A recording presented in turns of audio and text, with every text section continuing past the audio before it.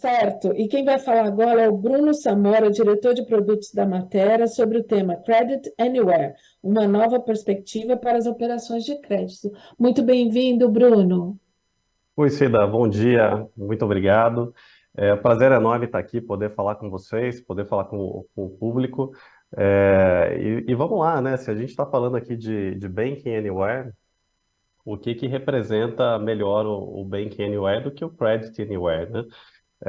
O crédito no final do dia é muito da realização do serviço bancário, né? Levar essa modalidade que ajuda a dinamizar a economia, que ajuda as pessoas a conquistarem seus objetivos, a realizarem seus sonhos. Então, é um tema super relevante. Cida, eu só não sei se você consegue colocar o meu material na tela. Legal. Já Então, está. então vamos lá. É, Acho que um ponto aqui, tá, pessoal, e muito do meu objetivo é trazer uma provocação sobre esse tema, sobre Credit Anywhere, para que a gente possa pensar e imaginar como que a gente pode explorar as oportunidades e entender esse cenário novo. Acho que quando a gente volta para o passado, a gente olhava muito crédito como algo das grandes instituições, das grandes financeiras, daqueles modelos mais tradicionais do mercado financeiro.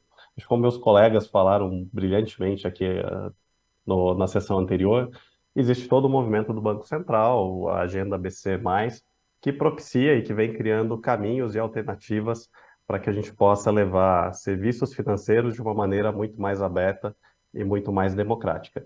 Então, se por muito tempo crédito era coisa de grandes instituições financeiras, a gente está vendo uma mudança nessa realidade e muito acelerado por esses incentivos aí que a gente tem, desde base regulatória, a própria necessidade e as novas tecnologias, como o próprio Open Finance. Ah, então, a gente olhando para algumas notícias ou coisas que a gente vê diferentes setores, e aí muito ligados ao Embedded Finance, trazendo suas ofertas, né? Então, o varejo, provavelmente quem primeiro percebeu o poder do crédito para o seu negócio, a gente vê que existe uma dependência da concessão do crédito para realizar o seu consumo, a gente vê aqui redes ligadas ao varejo fazendo antecipação de FGTS, mas a gente vê grupos novos que a gente não enxergava há tanto tempo, começando a entrar nesse jogo e que faz muito sentido. Então, empresas de educação trazendo crédito estudantil, a empresa de utilities também transformando débitos em conta, em crédito, olhando para os seus fornecedores. Então, existe uma série de oportunidades e uma série de maneiras diferentes de, de poder explorar essas oportunidades. E eu queria trazer duas visões aqui para vocês, para a gente começar a pensar, começar a discutir. É, Primeiro, a gente vê uma oferta de crédito expandindo e vários motivos. A gente tem, com certeza, uma economia que está sendo retomada, isso vai demandar crédito, vai demandar essa injeção de capital para poder viabilizar os projetos, viabilizar o consumo. O crédito, assim como o varejo já percebeu, ele é super importante para que os negócios sejam impulsionados. Então, muitas vezes, se você quer vender, se você não consegue proporcionar o crédito, esse seu cliente vai para outra empresa que vai fazer aquilo. Então, esse é um ponto super importante. E mais do que nunca, né, um grande incentivo, a gente tem as fintechs com várias formas novas de poder prover crédito e operações que são bastante diversificadas. E aí um modelo para a gente começar a olhar também, entender, é isso que a gente chama do microlending, que são aquelas operações menores e que são muito focadas em nichos específicos, tá? Conceder crédito nem sempre é tão difícil, né? Se você tem o capital, você consegue conceder crédito. Agora, conceder crédito de maneira a você ter resultado, a você não ter inadimplência, vai exigir um conhecimento bastante amplo e bastante específico daquele público que você atende. Então, aqui o microlending, acho que é uma das vertentes aí interessantes da gente acompanhar e ficar de olho. E o que que vai ser uma vantagem competitiva, tá? É você conhecer muito bem aquele seu nicho, conhecer muito bem aquele público que você atende, entender o comportamento. E o que eu quero dizer com isso, tá? Se a gente pega o exemplo ali do slide anterior, a gente tem uma companhia de utility que está provendo crédito para o seu consumidor. Então, peraí, ela conhece a frequência de pagamento, ela conhece o grau de consumo. Com o grau de consumo da energia elétrica, ela pode inferir outros atributos, como nível de renda, o endereço dá dicas ali sobre o perfil daquele cliente. Então, tem alguns atributos que você pode explorar. Outros nichos possíveis. Poxa, eu sou um fundo de pensão, de repente eu posso fazer crédito para os meus cotistas. Também é um outro modelo interessante, é um nicho que eu conheço, traz retorno para o próprio fundo. Eu sou uma indústria e eu tenho uma cadeia de fornecimento. Pô, legal, a gente tem oportunidades aqui de trabalhar risco sacado, eu conheço bem qual que é o perfil daquele meu fornecedor, eu sei qual que é o fluxo de caixa. Então, quer dizer, a gente consegue começar a olhar para outras possibilidades, buscando maneira de aplicação de crédito. Então, se a gente tem uma oferta de crédito e expansão, uma necessidade de crédito e expansão, a gente trazer o olhar para esses nichos traz uma vantagem competitiva. Então, aquele público que você está próximo, você provavelmente vai poder atender de uma maneira mais competente, prover um crédito mais adequado, em termos mais adequados, do que uma instituição que está distante ou que tenta atender de uma maneira pasteurizada, tá? Então, esse é o primeiro olhar que eu queria trazer para vocês sobre essas possibilidades de tentar olhar para a própria operação, tentar olhar para qual que é o entorno da sua empresa, ah, esse público que você se relaciona, e aí sim pensar em maneiras interessantes, inteligentes de aproveitar o seu diferencial competitivo para fornecer esse crédito, tá?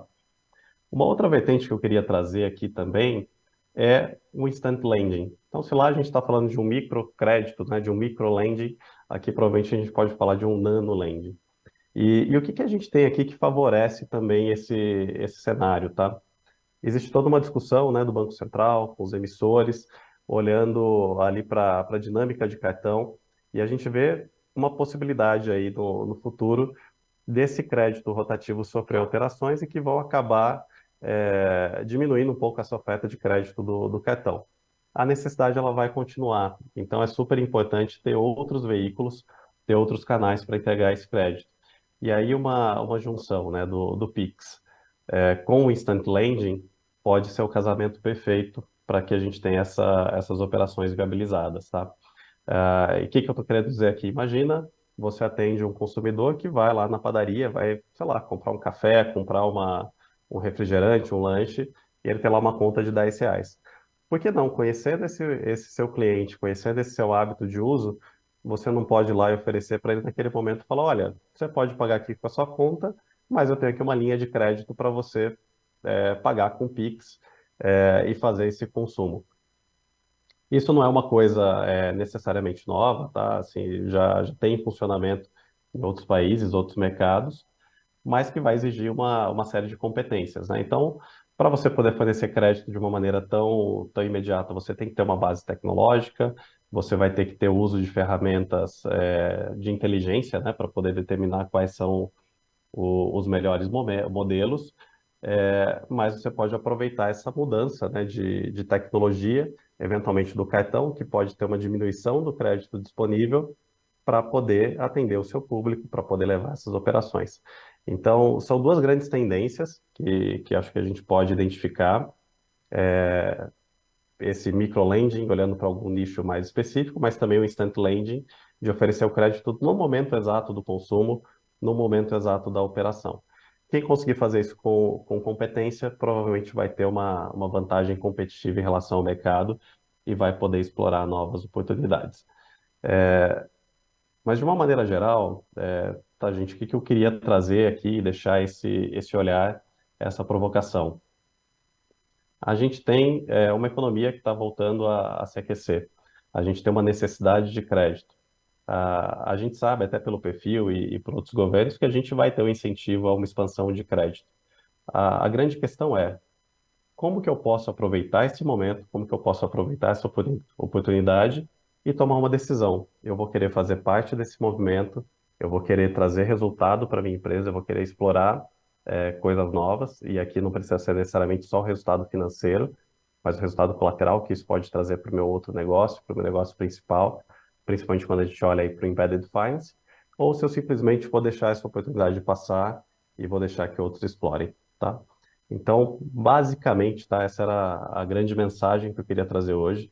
Muito mais perguntas do que respostas, mas essa provocação. A gente tem oportunidades à mesa, é a nossa escolha aproveitá-las ou não. Tá bom? E aí, É gente, isso com isso eu mesmo. queria agradecer novamente aqui a Cido Cantarino pelo espaço, e com isso aqui eu encerro a minha participação. e agradeço vocês aí pelo momento. A gente é que agradece, viu, Bruno? A você, a matéria, pela participação. E é muito bom deixar aí perguntas no ar, porque a gente está aqui justamente para fazer o vínculo com boas respostas, não apenas para os clientes, mas principalmente para que eles prestem melhor serviço ao nosso cliente final. Um agradecimento especial a todo o time da matéria e a Thaís aí para nos ajudar, tá bom, Bruno? Legal, obrigado. Pessoal.